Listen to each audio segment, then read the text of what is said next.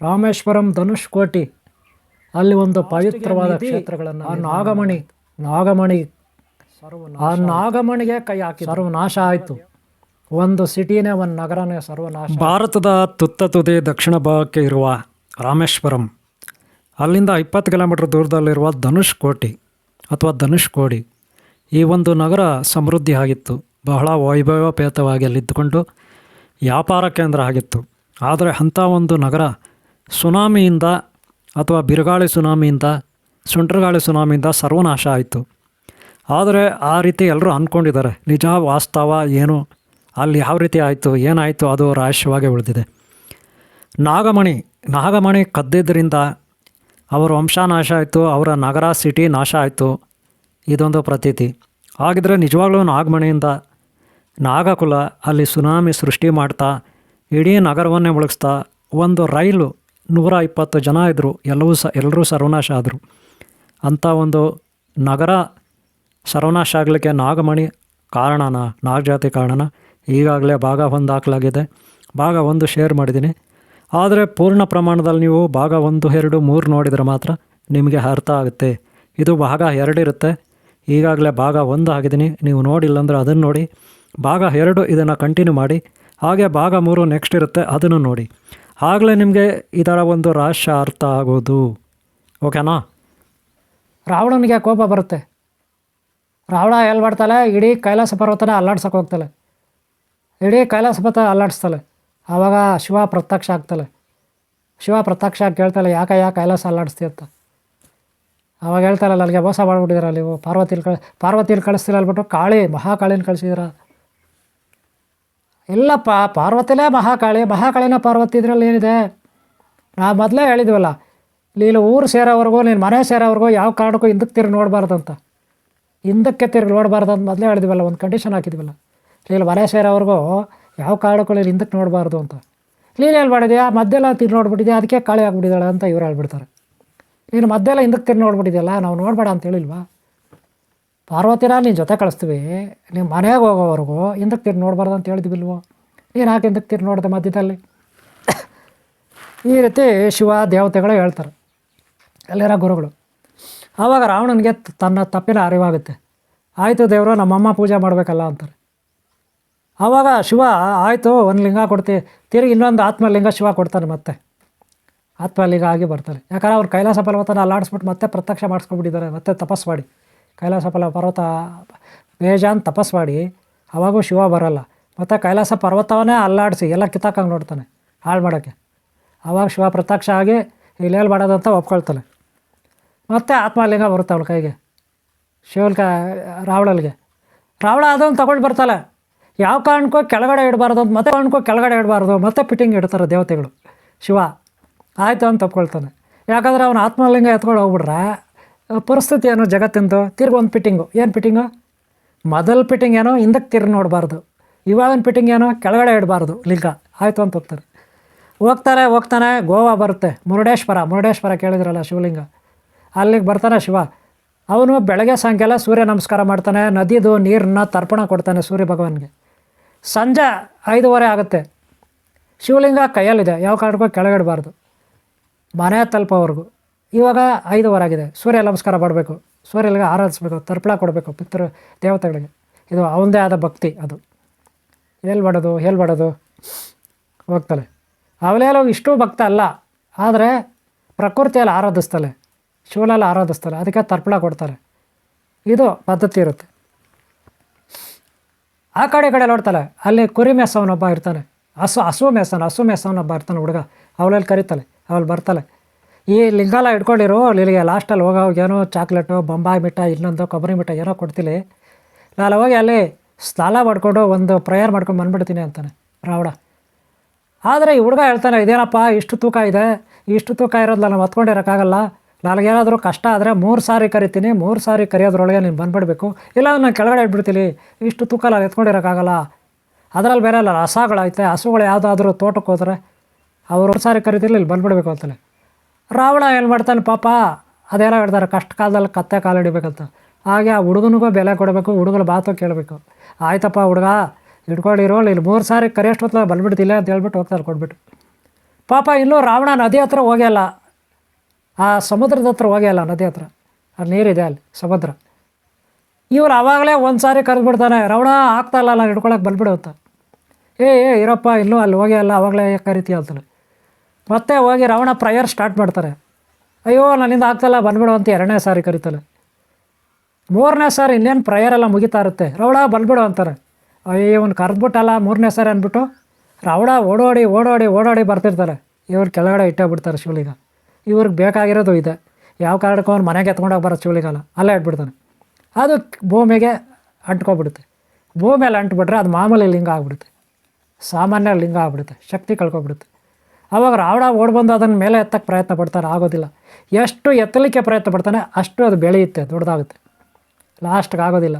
ಅವಾಗೂ ನಾನು ಮೋಸ ಹೋಗಿದ್ದೇನೆ ಅಂದ್ಬಿಟ್ಟು ರಾವಣನಿಗೆ ಗೊತ್ತಾಗುತ್ತೆ.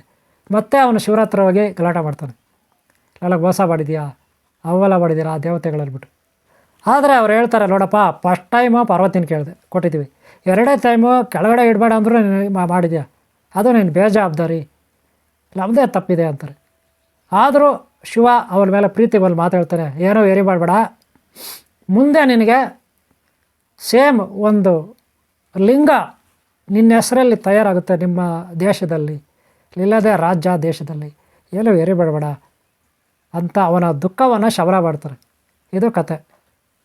ಮುರುಡೇಶ್ವರ ಲಿಂಗವಾಗಿ ಇವತ್ತಲ್ಲಿದೆ, ಗೊತ್ತಾಯ್ತಲ್ಲ. ಆದರೆ ಈಗ ರಾವಣ ತೀರ್ವಾಗಿದ್ದಾನೆ. ಶ್ರೀರಾಮ ಸೈನ್ಯದಿಂದ, ಕಪಿ ಸೈನ್ಯ, ಹನುಮಂತ ಇತ್ಯಾದಿ ಅವರ ವೀರ ಸೇನಾ ಸೈನ್ಯದಿಂದ ರಾವಣ ತೀರ್ವಾಗಿದ್ದಾನೆ. ಅವನ ಹೆಸರಲ್ಲಿ ಇಲ್ಲಿ ಲಿಂಗ ಮಾಡಬೇಕು ರಾಮೇಶ್ವರನಲ್ಲಿ. ಗುರುಗಳು ದೊಡ್ಡವರು ಚಿಕ್ಕವರು ರಾಮನಿಗೆ ಅಡ್ವೈಸ್ ಮಾಡಿದ್ದಾರೆ.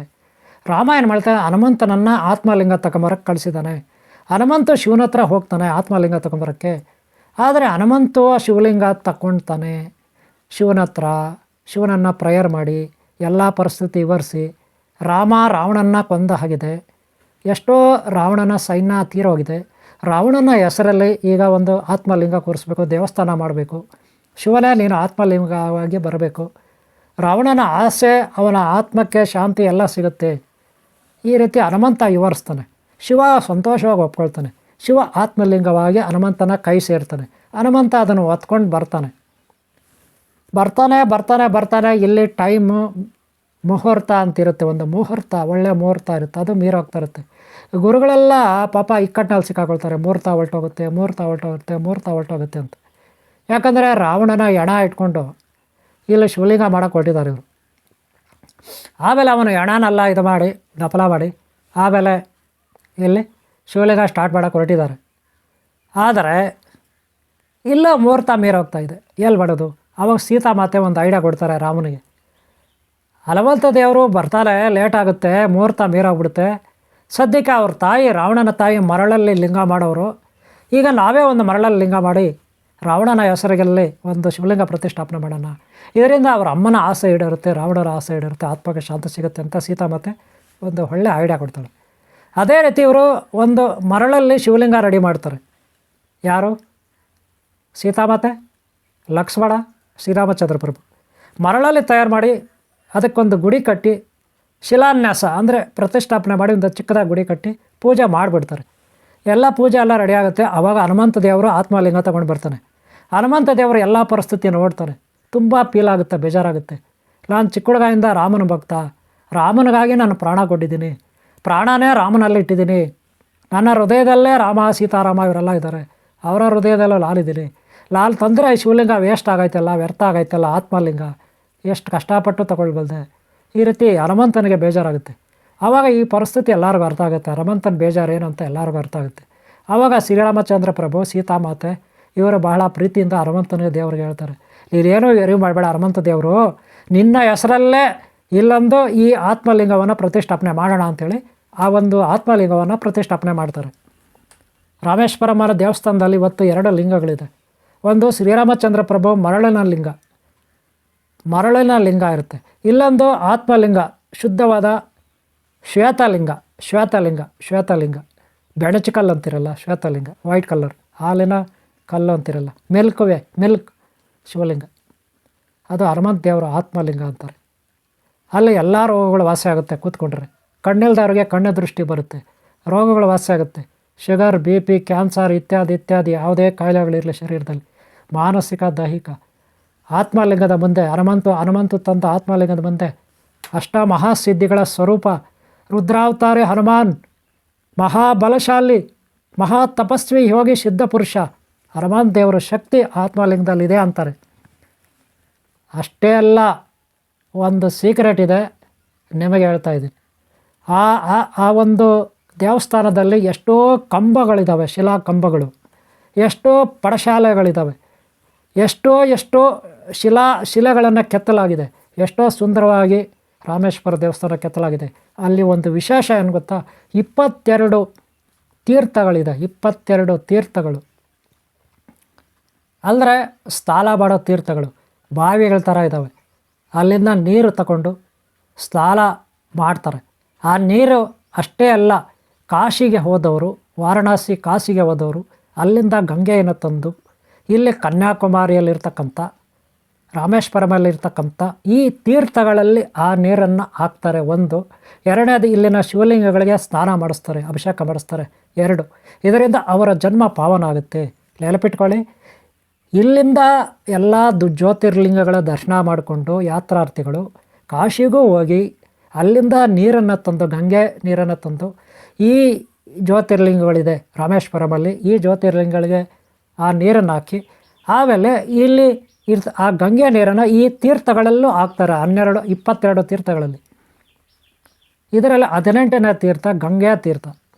ಬೇರೆ ಬೇರೆ ಹೆಸರುಗಳಿರ್ತವೆ ತೀರ್ಥಗಳಿಗೆ. ಇಲ್ಲಿ ಈ ತೀರ್ಥಗಳಲ್ಲಿ ಯಾರು ಸ್ನಾನ ಮಾಡ್ತಾರೆ ಅವ್ರಿಗೆ ಎಷ್ಟು ಪುಣ್ಯ ಲಭಿಸುತ್ತಂದರೆ, ಎಲ್ಲ ಜ್ಯೋತಿರ್ಲಿಂಗಗಳ ದರ್ಶನದ ಭಾಗ್ಯ, ಕ್ಷೇತ್ರಗಳ ಭಾಗ್ಯ, ಗಂಗೆಗಳ ಭಾಗ್ಯ, ವಾರಣಾಸಿಗೆ ಹೋಗಿ ಬಂದ ಕಾಶಿಗೆ ಹೋದಾಗ ಭಾಗ್ಯ ಇವರು ಸಿಗುತ್ತೆ.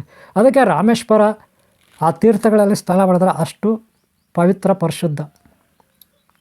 ಹಾಗೆ ಹನುಮಂತ ದೇವರು ಪ್ರತಿಷ್ಠಾಪನೆ ಮಾಡಿದ, ಶ್ರೀರಾಮಚಂದ್ರ ಪ್ರತಿಷ್ಠಾಪನೆ ಮಾಡಿದ್ದ ಮರಳಲಿಂಗ ಹಾಗೂ ಆತ್ಮಲಿಂಗ ದರ್ಶನ ಮಾಡಿದ್ರೆ ಎಷ್ಟು ಪುಣ್ಯ ಶಕ್ತಿ ಲಭಿಸುತ್ತೆ. ಆದರೆ ಇಲ್ಲೊಂದು ಸೀಕ್ರೆಟ್ ಇದೆ. ಏನಪ್ಪ ಸೀಕ್ರೆಟ್ ಅಂದರೆ, ಯಾರ್ಯಾರಿಗೆ ಸೀಕ್ರೆಟ್ ಗೊತ್ತಿದೆ ಗೊತ್ತಿಲ್ಲ. ಧನುಷ್ ಕೋಟ್ ಅಂತಿದೆ ಅಲ್ಲೇ ಪಕ್ಕದಲ್ಲಿ. ಇಬೇಶ್ಲಲ್ಲೂ ಆ ಬ್ರಿಡ್ಜ್ ಕಟ್ಟಿದರು, ಶ್ರೀಲಂಕಾಗೆ ಹೋಗಲಿಕ್ಕೆ ಬ್ರಿಡ್ಜ್ ಕಟ್ಟಿದರು. ಬ್ರಿಡ್ಜ್ ಕಟ್ಟಿದ ಮೇಲೆ ಆ ಕಡೆ ಹೋದರು, ಯುದ್ಧ ಮಾಡಿದ್ರು, ವಾಪಸ್ ಬಂದರು. ಆಮೇಲೆ ವಿಭೀಷಣನು ಶ್ರೀರಾಮಚಂದ್ರ ಪ್ರಭುವಿಗೆ ಒಂದು ಪ್ರಾರ್ಥನೆ ಇಡ್ತಾನೆ. ಏನು ಪ್ರಾರ್ಥನೆ ಅಂದರೆ, ಈ ಬ್ರಿಡ್ಜೇನೋ ಶ್ರೀಲಂಕಾಕ್ಕೆ ಹೋಗೋಕ್ಕೆ ಬರೋಕ್ಕೆ ಕಟ್ಟಿದ್ದೀರಿ, ಮೊದಲು ಈ ಬ್ರಿಡ್ಜ್ ಇರಲಿಲ್ಲ, ಆದರೆ ಇವಾಗ ಬ್ರಿಡ್ಜ್ ಇರೋದರಿಂದ ಈ ಭಾರತ ದೇಶದಲ್ಲಿರ್ತಕ್ಕಂಥ ಕೆಲವು ದುಷ್ಟರು ನಮ್ಮ ಮೇಲೆ ದಾಳಿ ಮಾಡುವ ಸಾಧ್ಯತೆ ಇದೆ. ಆದ್ದರಿಂದ ಶ್ರೀರಾಮಚಂದ್ರ ಪ್ರಭು ದಯವಿಟ್ಟು ಈ ಬ್ರಿಡ್ಜನ್ನು ತುಂಡು ಮಾಡಿಬಿಡು, ಈ ಕಡೆ ಶತ್ರುಗಳು ಯಾರು ನಮ್ಮ ಮೇಲೆ ಬರಬಾರ್ದು, ಇಲ್ಲಿ ರಸ್ತೆ ಬೇಡ, ಬ್ರಿಡ್ಜ್ ಬೇಡ ಅಂತಾರೆ. ಆವಾಗ ಶ್ರೀರಾಮಚಂದ್ರ ಪ್ರಭು ತನ್ನ ಬಾಣ ಏನಿದೆ, ಹಾಗೆ ಲಕ್ಷ್ಮಣ ದೇವರು ತನ್ನ ಬಾಣ ಏನಿದೆ ಆ ಬಾಣನ ಬಿಡ್ತಾರೆ ಲಕ್ಷ್ಮಣ ದೇವರು. ಅದರಿಂದ ಆ ಬ್ರಿಡ್ಜ್ ಎಲ್ಲ ನಾಶ ಆಗುತ್ತೆ. ಅದನ್ನು ಧನುಷ್ ಕೋಟ್, ಧನುಷ್ ಕೋಟ್ ಅಂತ ಹೆಸರು ಬರುತ್ತೆ. ಧನುಷ್ ಕೋಟೆ. ಆದರೆ ಅಲ್ಲಿ ಅದೊಂದು ಪವಿತ್ರವಾದ ದೇವಸ್ಥಾನ ಕೂಡ ಇರುತ್ತಲ್ಲಿ ಧನುಷ್ ಕೋಟ್ನಲ್ಲಿ. ಅದು ಎಲ್ಲಿರುತ್ತಂದರೆ, ರಾಮೇಶ್ವರಮಿಂದ ಶ್ರೀಲಂಕಾಗೆ ಟೋಟಲ್ ಆಗಿ ಸುಮಾರು 35-40 ಕಿಲೋಮೀಟರ್ ದೂರ ಇರುತ್ತೆ. ಮಧ್ಯದಲ್ಲಿ ರಾಮೇಶ್ವರಮಿಂದ 20 ಕಿಲೋಮೀಟರ್ ಸಾಗಿದಾಗ ಧನುಷ್ ಕೋಟು, ಶ್ರೀರಾಮಚಂದ್ರ ಬ್ರಿಡ್ಜ್ ಮುರಿದಾಕಿದ್ನಲ್ಲ ಅಲ್ಲಿಗೆ ಲಾಸ್ಟ್. ಅಲ್ಲಿ ಬ್ರಿಡ್ಜ್ ಇರಲ್ಲ, ಅಲ್ಲಿಂದ ಮುಂದಕ್ಕೆ 20 ಕಿಲೋಮೀಟ್ರು. ಎಲ್ಲಿದ್ದರೂ ಸಮುದ್ರದ ಆಳದಲ್ಲಿ 3 ಅಡಿ 3 ಮೀಟರ್ ಅಂದರೆ 9 ಅಡಿ 10 ಅಡಿ 20 ಅಡಿ 30 ಅಡಿವರೆಗೂ ಆಳ ಇದೆ. ಕೆಲವು ಕಡೆ 3 ಮೀಟರ್ 10 ಅಡಿ 3 ಮೀಟರ್ ಆಳ ಇರುತ್ತೆ. ನಡ್ಕೊಂಡೇ ಹೋಗ್ಬೋದು ನಾವು ನೀರಿನಲ್ಲಿ. ಕೆಲವು ಕಡೆ ಆಗಲ್ಲ, ನಾವು ಮುಳುಗೋಗ್ತೀವಿ. ಇಲ್ಲೂ ಕೆಲವು ಕಡೆ 10 ಅಡಿ ಆಳ ಆಗಿರುತ್ತೆ. ಆದರೆ ಬ್ರಿಡ್ಜ್ ಕಟ್ಟಿದ್ರಾಗ. ಈಗ ಬ್ರಿಡ್ಜ್ ನಾಶ ಆಗಿದೆ. ಅದನ್ನು ಮಾಡಿದ್ದು ಯಾರು? ಲಕ್ಷ್ಮಣ, ರಾಮ. ಅದಕ್ಕೆ ಧನುಷ್ ಕೋಟಿ. ಎಷ್ಟು ಕಿಲೋಮೀಟ್ರ್ ದೂರ? ಈ ಕಡೆಯಿಂದ ಹೋದರೆ ರಾಮೇಶ್ವರಂ, ನಮ್ಮ ಭಾರತ ದೇಶದಿಂದ ತಮಿಳ್ನಾಡು ರಾಮೇಶ್ವರಮಿಂದ ಹೋದರೆ 20 ಕಿಲೋಮೀಟ್ರ್ ದೂರದಲ್ಲಿ ಅದಿರುತ್ತೆ. ಅಲ್ಲಿಂದ ಮುಂದಕ್ಕೆ 18 ಕಿಲೋಮೀಟ್ರ್ ದೂರದಲ್ಲಿ ಶ್ರೀಲಂಕಾ ಇರುತ್ತೆ. ಮಧ್ಯದಲ್ಲಿ ಅದಿದೆ. ಅಲ್ಲಿ ದೇವಸ್ಥಾನ ಕೂಡ ಮಾಡಲಾಯಿತು. ಶ್ರೀರಾಮಚಂದ್ರ ಪ್ರಭು, ಸೀತಾ, ರಾಮ, ಲಕ್ಷ್ಮಣ, ಹನುಮಂತ ದೇವರು ಇತ್ಯಾದಿ. ಆದರೆ ಅಲ್ಲಿ ಅನಾದಿ ಕಾಲದಿಂದ ಒಳ್ಳೆ ಪವಿತ್ರವಾದ ಕ್ಷೇತ್ರ ಆಗಿತ್ತು. ಆದರೆ ಬ್ರಿಟಿಷರ ಬಂದ ಮೇಲೆ ಕುಡಿಯೋದು, ಡ್ರಿಂಕ್ಸ್ ಮಾಡೋದು, ವ್ಯಾಪಾರ ಮಾಡೋದಲ್ಲಿ ಅದೊಂದು ವ್ಯಾಪಾರ ಕೇಂದ್ರ ಆಗೋಯ್ತು. ಲಾಡ್ಜ್ಗಳು, ಇನ್ನೊಂದು ಮತ್ತೊಂದು ಅಂಗಡಿಗಳು ಬಿಸ್ನೆಸ್ ಆಗೋಯ್ತು. ಮಾಂಸಾಹಾರ, ಮೀನಿನ ಆಹಾರ, ಅದೇ ಇದು ಮಾಡಬಾರ್ದು ಪಾಪಗಳು ಮಾಡಿದ್ರು. ಆದರೆ ಎಷ್ಟಂತ ಸಹಿಸ್ಕೊಳ್ಳುತ್ತೆ ಈ ಭೂಮಿ, ಎಷ್ಟಂತ ಸಹಿಸ್ಕೊಳ್ಳುತ್ತೆ ಭೂದೇವಿ, ಎಷ್ಟಂತ ಸಹಿಸ್ಕೊಳ್ತಾಳೆ ಗಂಗೆ, ಎಷ್ಟಂತ ಸಹಿಸ್ಕೊಳ್ತಾರೆ ಸೀತಾ, ರಾಮಾಂಜನೇಯ, ಲಕ್ಷ್ಮಣ ದೇವರು, ಅದರಲ್ಲೂ ಹನುಮಂತ ದೇವರು. ಪಾಪಕರ್ಮಗಳು ಜಾಸ್ತಿ ಆದರೆ ಅಲ್ವಾ. ಅದಕ್ಕೆ ಧನುಷ್ಕೋಟಿ ಸರ್ವನಾಶ ಆಯಿತು. ಆ ಒಂದು ಸಿಟಿ, ನಗರ, ಒಂದು ನಗರವೇ ನೀರಲ್ಲಿ ಮುಳುಗೋಯ್ತು ಸುನಾಮಿನಲ್ಲಿ. ಆದಿಶೇಷನಿಗೆ ಕೋಪ ಬಂತು. ಆ ಸಮುದ್ರವನ್ನು ಸುಳಿ ಮಾಡಾಕ್ದ, ಅಲೆಗಳು ಮಾಡಾಕ್ದ. ಎತ್ತರ ಎತ್ತರ ಎತ್ತರ ಎತ್ತರ 10 ಮೀಟರ್, 20 ಮೀಟರ್, 100 ಮೀಟರ್ ಅಲೆಗಳು ಬಂದು ಅಲ್ಲಿಗೆ ಟ್ರೈನ್ ಸಂಪರ್ಕ ಇತ್ತು. ಟ್ರೈನ್ ರೈಲು ಸಂಪರ್ಕ ಇತ್ತು ರಾಮೇಶ್ವರಮಿಂದ ಧನುಷ್ಕೋಟಿಗೆ. ಆ ಟ್ರೈನ್ ಹೋಗೋವಾಗ ಅಲೆಗಳು ಬಂದು ಟ್ರೈನ್ನೇ ನೀರಲ್ಲಿ ಎಳ್ಕೊಬಿಡ್ತು. ಟ್ರೈನೇ ನೀರಲ್ಲಿ ಮುಳುಗೋಯ್ತು. 120 ಜನ ಸಜೀವದ ಸತ್ತೋದ್ರು ಎಲ್ಲರೂ ನೀರಿನಲ್ಲಿ. 120 ಜನ ಇದ್ದರು, ಅವರೆಲ್ಲರೂ ಬದುಕೊಳ್ಳಿಲ್ಲ. ಒಬ್ಬ ಮಾತ್ರ ಬದುಕಿ ಆಚೆ ಬಂದ, ಒಬ್ಬನು, ಇನ್ನೆಲ್ಲ ಸತ್ತೋದ್ರು. ಆ ಧನುಷ್ಕೋಟಿನಲ್ಲಿ ಒಂದು ಅಂಗಡಿ ಇಲ್ಲ, ಒಂದು ಮಳೆಗೆ ಅಲ್ಲೆಲ್ಲ ಸರ್ವನಾಶ ಆಗೋಯ್ತು. ಮರಳಲ್ಲಿ ಮುಳುಗೋಯ್ತು, ನೀರಲ್ಲಿ ಮುಳುಗೋಯ್ತು. ಒಬ್ಬ ಮಾತ್ರ ಉಳ್ಕೊಂಡಿದ್ದ. 100,000 ಜನ ಸತ್ತು ಹೋದರು. ಸರ್ವನಾಶ ಆಗೋಯ್ತು. ಅವತ್ತಿಂದ ಇವತ್ತಿನವರೆಗೂ ಆ ಧನುಷ್ಕೋಟಿನಲ್ಲಿ ಜನ ವಾಸ ಮಾಡಲ್ಲ. ವಾಸ ಮಾಡಿದರೂ ಓನ್ಲಿ ಪ್ರವಾಸಿಗರು ಮಾತ್ರ ಅಲ್ಲಿರ್ತಾರೆ. ಹಗಲತ್ಲ ರಾತ್ರಿ ಹೊತ್ತು 6 ಗಂಟೆ ಆದಮೇಲೆ ಯಾರು ವಾಸ ಮಾಡಲ್ಲ. ಮೀನುಗಾರರು ಅಲ್ಲೊಂದು ಗುಡಿಸಲಾಕೊಂಡಿದ್ದಾರೆ. ಆ ರೀತಿ ಒಂದು ಸಿಟಿ, ಪವಿತ್ರವಾದ ಕ್ಷೇತ್ರ ಸರ್ವನಾಶ ಆಯಿತು. ಕಾರಣ ಮಾಡಿದ ಪಾಪಗಳು, ಪಾಪದ ಕಡೆ ತುಂಬಿತು, ಸರ್ವನಾಶ ಆಗಾಯಿತು. ಗೊತ್ತಾಯ್ತಲ್ಲ. ಆದರೆ ಏಕೆ ಸರ್ವನಾಶ ಆಯಿತು? ಸುನಾಮಿ ಬಂತು ಆಯ್ತಪ್ಪ ಅಷ್ಟೇ, ಬಿರುಗಾಳಿ ಬಂತು ಆಯ್ತಪ್ಪ ಅಷ್ಟೇ. ಏಕೆ ಧನುಷ್ಕೋಟಿಯ ನಾಶ ಆಯಿತು? ಅಯ್ಯೋ ಸುನಾಮಿ ಬಂತಪ್ಪ, ಅದಕ್ಕೆ ಹೋಯ್ತು. ಅಲೆಗಳು ಬಂತು, ನೀರಿಂದು ಎಳ್ಕೊಬಿಡ್ತು, ಎಲ್ಲ ಮುಳುಗಿಸ್ಕೊಬಿಡ್ತು, ಟ್ರೈನೆಲ್ಲ ಹೋಯ್ತು. ಸುಳಿ ಬಂತು, ಗಾಳಿ ಗಾಳಿ ಗಾಳಿ ಗಾಳಿ ಸುಳಿ ಬಂತು, ಹೋಯ್ತು ಅಷ್ಟೇ. ಇನ್ನೇನು? ಸತ್ಯ ಇದೇನಾ? ಸತ್ಯ ಇದೇನಾ? ಇವ್ರು ಹೇಳ್ತಾರೆ ನಿಜಾನ? ಇಷ್ಟೇನಾ? ಸುಳಿ ಬಂತು, ಗಾಳಿ ಬಂತು, ಹೋಯ್ತಾ? Low low low low low ಅವ್ರು ಮಾಡಿದ ಪಾಪ ಪಾಪ ಪಾಪ ಪಾಪ ಪಾಪ. ಆದಿಶೇಷನಿಗೆ ಕೋಪ ಬಂತು, ಲಕ್ಷ್ಮಣ ದೇವರಿಗೆ ಕೋಪ ಬಂತು. ಬರೀ ಇಷ್ಟೇ ಪಾಪ ಮಾಡಿದರೆ ಸರೋಗ್ತಿತ್ತು, ಲಕ್ಷ್ಮಣ ದೇವರು ಶಾಂತನಾಗ್ತಿದ್ದ. ಆದರೆ ಆದರೆ ಆದರೆ ಹೇಳ್ತೀನಿ, ಆತ್ಮಲಿಂಗಕ್ಕೆ ಏನು ಪವರ್ ಇದೆ? ಇಲ್ಲಿ ಯಾಕೆ ಸುಳಿ ಬಂತು? ಯಾಕೆ ಸರ್ವನಾಶ ಆಯಿತು? ಯಾಕೆ 1000 ಜನ ಹೊಟ್ಟೋದ್ರು? ಧನುಷ್ಕೋಟಿ ಯಾಕೆ ಒಂದು ಸಿಟಿನೇ, ನಗರನೇ ಬೆಳಗೋಯ್ತು? ಎಷ್ಟೇ ಇಸ್ವಿಯಲ್ಲಿ? 1964ರಲ್ಲಿ ಡಿಸೆಂಬರ್ 22ನೇ ತಾರೀಕು. 22 ತೀರ್ಥಗಳ ಅರ್ಥ ಏನು? 22 ತೀರ್ಥಗಳ ಅರ್ಥ ಏನು ದೇವಸ್ಥಾನದಲ್ಲಿರೋದು? ಡಿಸೆಂಬರ್ 22, 1964ನೇ ಇಸ್ವಿ. ಮೊದಲ ಭಾಗ ನೋಡಿ, ಇಲ್ಲಿ ಕ್ಲಾರಿಟಿ ಬರುತ್ತೆ. ಯಾಕೆಂದರೆ ಈ ಭಾಗ ತುಂಬ ದೊಡ್ಡದಾಯಿತು, ಇಲ್ಲಿ ಗೆಲ್ಲಿಸ್ತಾ ಇದ್ದೀನಿ. ಮೊದಲ ಭಾಗ ನೋಡಿ, ನೆಕ್ಸ್ಟ್ ಪಾರ್ಟ್ ನೋಡಿ. ಈಗ ಹಿಂದಿನ ಭಾಗ ಓಕೆಲಾ? ಇಲ್ಲಿ ಒಳ್ಳೆಯದಾಗಲಿ. ಈ ವಿಡಿಯೋ ಎಲ್ಲ ಇಷ್ಟ ಆಗಿರೋ ಲೈಕ್ ಮಾಡಿ. ತಪ್ಪದೇ ಮೊದಲ ಭಾಗ ನೋಡಿ, ಹಾಗೆ ಹಿಂದಿನ ಭಾಗ ನೋಡಿ. ಧನುಷ್ಕೋಟಿ ರಾಮೇಶ್ವರಂ, ಮರ್ಕತಬಡಿ, ಆತ್ಮಲಿಂಗ, ನಾಗಬಡಿ, ಇವುಗಳ ರಹಸ್ಯ ಇದೆ. ಏಲಿಯನ್ಸ್, ಅನ್ಯಗ್ರಹ ಜೀವಿಗಳು, ಅಣು ಬಾಂಬ್, ಸುನಾಮಿ, ಸುಳಿ, ಆದಿಶೇಷ, ಇಲ್ಲಿಗೆ ಏನೋ ಒಂದು ರಹಸ್ಯ ಇಲ್ಲಿ ಸಿಗುತ್ತೆ. ಓಕೆ, ಹಿಂದಿನ ಭಾಗ ನೋಡಿ, ಈ ಭಾಗ ನೋಡಿ, ಮುಂದಿನ ಭಾಗ ನೋಡಿ. ನಿಮಗೆ ಇಷ್ಟ ಆದರೆ ಒಂದು ಲೈಕ್ ಮಾಡಿ, ಸಬ್ಸ್ಕ್ರೈಬ್ ಆಗಿಲ್ಲದ್ರೆ ಹಾಕ್ಕೊಳ್ಳಿ. ಇಲ್ಲಿಗೆ ಈ ವಿಡಿಯೋ ಮುಗಿಸ್ತಾ ಇದ್ದೀನಿ. ಓಂ ಶಾಂತಿ, ಓಂ ಶಾಂತಿ, ಓಂ ಶಾಂತಿ.